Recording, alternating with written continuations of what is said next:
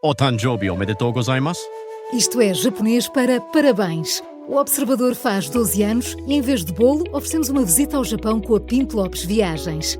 Assine por apenas 39,90€ e habilite-se a ganhar. 12 anos a escrutinar o poder, 12 mil quilómetros para celebrar. Assine hoje em observador.pt. Arigatou.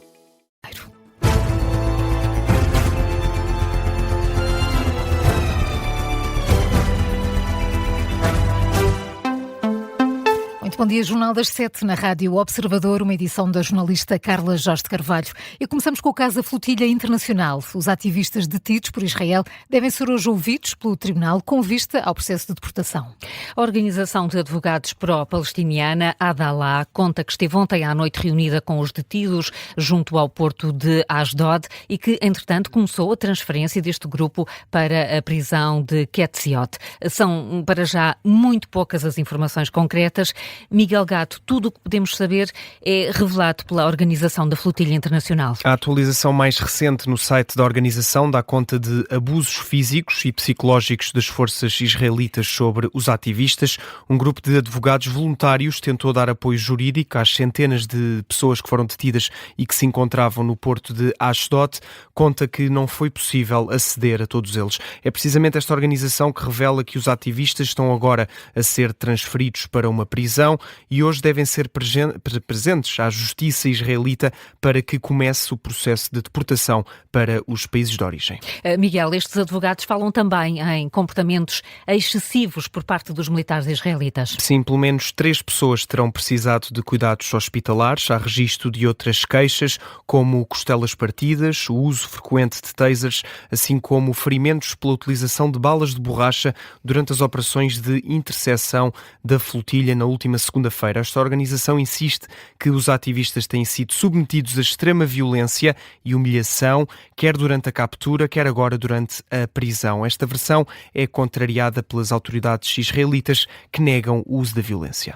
Miguel Gato, com os relatos sobre os ativistas detidos, entre eles estão 2 portugueses, Beatriz Bartilotti e Gonçalo Reis Dias, médicos que faziam parte da flotilha humanitária que tentava chegar a Gaza. Os familiares estiveram, de resto, ontem reunidos com o Presidente da República. O caso ganhou maior dimensão depois da divulgação de imagens pelo ministro israelita da Segurança Nacional que mostrava os ativistas ajoelhados com as mãos amarradas. Este caso levou Luís Montenegro a defender uma suspensão parcial do acordo da União Europeia com Israel. O Primeiro-Ministro fala numa situação inaceitável. Montenegro reforça o incómodo com a situação e promete apoiar uma decisão a nível europeu. A situação é uma situação absolutamente inaceitável relativamente às discussões que temos no âmbito da União Europeia. Portugal já tem manifestado a sua disponibilidade para uma suspensão parcial do acordo com Israel e veremos nos próximos encontros se há alguma evolução nesse domínio. Luís Montenegro, em declarações ontem à noite, durante a viagem oficial a Andorra. Antes, também o Ministro dos Negócios Estrangeiros, Paulo Rangel, classificou como intolerável e humilhante o comportamento do Ministro israelita. A condenação chega a vários países, incluindo Espanha, onde Pedro Sánchez pede mesmo que Bruxelas proíba a entrada de Ben-Gvir na União Europeia. Este vai ser o tema do explicador para ouvir logo a seguir ao Jornal das 9. Connosco vai estar João Massano, bastonário da Ordem dos Advogados. Falamos agora da Covid-19. A Direção-Geral de Saúde garante que continua a fazer uma vigilância contínua e integrada. Nas últimas semanas não houve registro de casos de infecção. A DGS fala numa tendência estável dos números e sublinha que a mortalidade também está em níveis reduzidos. O surgimento de um surto de antavírus no navio cruzeiro levantou receios de uma nova pandemia, apesar da Organização Mundial de Saúde afastar essa possibilidade. Neste contexto, a Rádio Observador procurou fazer um ponto de situação da Covid-19 em Portugal, 6 anos depois das primeiras infecções. Este é o tema do Onde Para o Caso desta semana. A DGS continua a publicar boletins todas as semanas e, de acordo com as mais recentes informações das autoridades de saúde, a tendência é para uma estabilização dos números. Miguel Pina Andrade. Os números mostram que Portugal tem registado uma atividade reduzida da Covid-19 com uma tendência estável do número de novos casos e mortalidade em níveis reduzidos.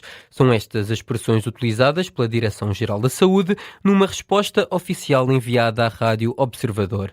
Nos relatórios das últimas semanas não são reportados quaisquer casos de infecção por Covid-19, sendo que, olhando para os números, conseguimos ver uma curva descendente da incidência, sobretudo desde dezembro de 2022. Nesta resposta enviada à Rádio Observador, a Direção-Geral da Saúde reforça que continua atenta à evolução da Covid-19 e também à circulação das variantes. Entre maio de 2025 e março deste ano, foram identificadas 8 variantes e linhagens. A mais comum, nos últimos tempos, é a Omicron BA.3.2. Destaque também para a vacinação. Durante a campanha sazonal de outono, foram vacinadas cerca de 1.300.000 pessoas. A meta da Direção-Geral da Saúde era de 1.500.000 vacinados. O número ficou ligeiramente abaixo. A DGS adianta que o balanço final da campanha vai ser apresentado publicamente em junho, à semelhança do que tem acontecido em anos anteriores. Miguel Pina Andrade com o ponto de situação da Covid-19 em Portugal. A DGS adianta à Rádio Observador que continua a atuar em colaboração com outras entidades de saúde, como o Instituto Nacional de Saúde, Dr. Ricardo Jorge. Este é o tema do Onde para o Caso desta semana, um programa para ouvir na íntegra, na tarde política, depois do Jornal das 5. Destaque agora para o futebol. Ruben Amorim não vai ser treinador do Benfica na próxima temporada. A agência que representa o técnico põe um ponto final nos rumores e esclarece que Ruben Amorim não pretende voltar a Portugal. Em comunicado, a agência afirma que as notícias que associam o nome do treinador ao Benfica são mera especulação, sem qualquer correspondência com a realidade. A empresa adianta que Ruben Amorim tomou há pouco tempo a decisão de prosseguir a carreira no estrangeiro, isto depois da saída do Sporting em 2024, e confirma que não houve qualquer reunião com clubes portugueses. Esta notícia surge numa altura em que os nomes de Ruben Amorim e Marco Silva são os mais apontados à sucessão de José Mourinho no Benfica. A imprensa espanhola adianta, entretanto, que Mourinho deve ser oficializado no Real Madrid no domingo. E continuamos no futebol porque a final da Taça de Portugal entre Sporting e Torriense é já este domingo. Em Torres Vedras, os adeptos recuperaram uma tradição que remonta ao Euro 2004. Há uma bandeira do clube em cada janela. E é preciso recuar ainda mais para recordar o Torriense na final da Taça de Portugal. Só aconteceu nos anos 70 e agora vai ter pela frente o Sporting. Na cidade de Torres Vedras, os adeptos reconhecem a dificuldade de defrontar um grande no Jamor, mas a palavra medo fica na gaveta e João Lourenço surge agora outra palavra, superação. O Sport Clube União de Torriense já não estava na final da Prova Rainha desde 1956. Agora, os adeptos dizem que a equipa tem a cidade totalmente mobilizada. Para onde eu moro aqui a 3 km, lá na minha aldeia tem lá uma série de bandeiras nas varandas, a gente tem lá. Tudo torriense? Tudo torriense, claro, tudo torriense. José António Santos, sócio há 52 anos, recorda que o clube tem evoluído em todos os departamentos. Era mais ou menos, as caras é quase as mesmas, quando a gente vai um café, olha as caras sempre as mesmas. E aqui era igual, eu nunca deixei de cá vir, fui sempre torriense. E dos bons momentos e dos maus momentos. Mas agora que com esta coisa a caminho, tudo, eles vão muito ao nível da região. Vê-se muita miúda nova, muitos rapazes novos. Caras novas no relvado e caras novas na bancada. Ali na zona de São Domingos de Benfica já consigo convencer umas quantas pessoas. O meu primo tem lá um café e quando é choques de Torriense há pessoas que vão lá e ficam ali a ver comigo. Filipe Monteiro segue o Torriense há pouco tempo, mas deixa promessas em caso de triunfo. Se eu disse aos meus irmãos, já foi ao ano passado há 2 anos, que quando o Torriense subir de divisão ganhar a Taça de Portugal foi o pé a Fátima. A Fátima ou até ao Brasil. Isso, com certeza. Vem do Brasil para isso. Do Brasil diretamente? Diretamente do Brasil. E também vai estar no Jamor? Com certeza. José Cássio é pai do jogador do Torriense, Léo, e afirma que o filho está pronto para dar tudo pela equipa. Acho que ele evoluiu bastante.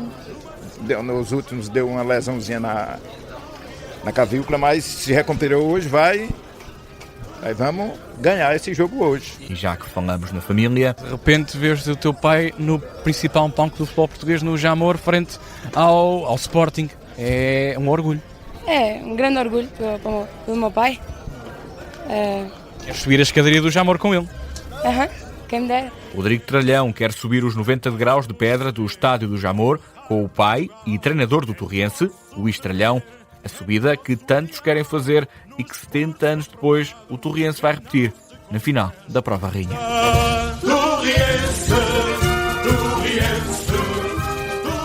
A reportagem de João Lourenço, na cidade de Torres Vedras. Está há poucos dias da final da Taça de Portugal. O torriense realizou treino de adaptação ao relevado do Jamor já no sábado. O Sporting faz o primeiro treino no Estádio Nacional na terça-feira. O jogo é no domingo às 5h15 e tem relato e comentários em direto aqui na Rádio Observador. Passamos para o Mundial. Roberto Martínez rejeita que o futuro enquanto selecionador nacional esteja dependente da prestação de Portugal.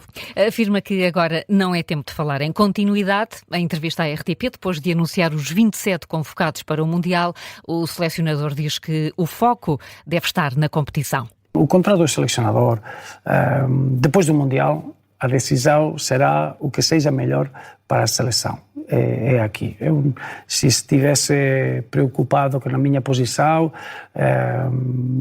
não era o selecionador certo. Falar do selecionador não é o importante é que a equipa ganhe, que a equipa jogue bem e que os números sejam bons, e é isso que é o meu foco. Roberto Martínez, em entrevista à RTP, a primeira desde a divulgação da convocatória para o Mundial de 2026. São 7h10, Carla, que outras notícias estão em destaque nesta manhã?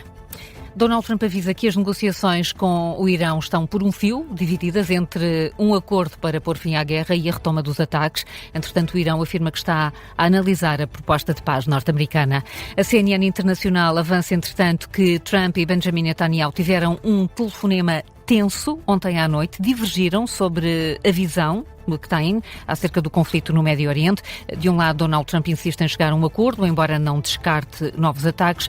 Do outro, Netanyahu está cético em relação às negociações e prefere retomar os ataques contra o Irão. É neste contexto que os ministros dos negócios estrangeiros da NATO se reúnem hoje na Suécia, vão discutir as guerras no Médio Oriente e na Ucrânia e também os orçamentos para a defesa. O encontro vai durar 2 dias, serve de preparação para a cimeira de julho em Ankara, na Turquia. A delegação portuguesa é liderada pelo Ministro dos Negócios Estrangeiros. Voltamos ainda ao futebol. O Aston Villa conquistou a Liga Europa. A equipa inglesa venceu ontem à noite o Friburgo por 3-0. Levantou o troféu na final de Istambul. Com esta vitória do Aston Villa, o Sporting fica mais perto da qualificação direta para a Liga dos Campeões. E agora falamos de pessoas com muita sorte. Imaginem o que é ganhar a lotaria. Já era bom, uma vez, mas 2 vezes ainda melhor. Sim, no espaço de um mês. É gente que não tem sorte ao amor. Eu prefiro claro. o amor. Assim, pobrezinha. Cheira-me esquema. Pobrezinha, mas feliz. Não há esquema nenhum. Não há, é mesmo é a sorte. E quanto é que ganhou, Carla? $10.000, isto numa raspadinha, e depois, uns dias depois, $5.000 noutra raspadinha. Também é pessoa que não está satisfeita com... Isto revela ambição. É ambição. E vai usar o dinheiro em quê, já sabe? Sim, vai aproveitar mais este dinheiro. se calhar vai sobrar. Já gastou tudo em raspadinhas. Não. Sobrou-lhe, ainda vai conseguir arranjar o telhado de casa. Olha, pronto. É um bom propósito. Parece-me bem. Porque cá também já aconteceu no passado. A lotaria. Houve quem tivesse ganho a lotaria várias vezes. Várias vezes. Pelo menos foi anunciado como tal. Sim. Esquemas. Esquemas. Coitados no amor, coitados.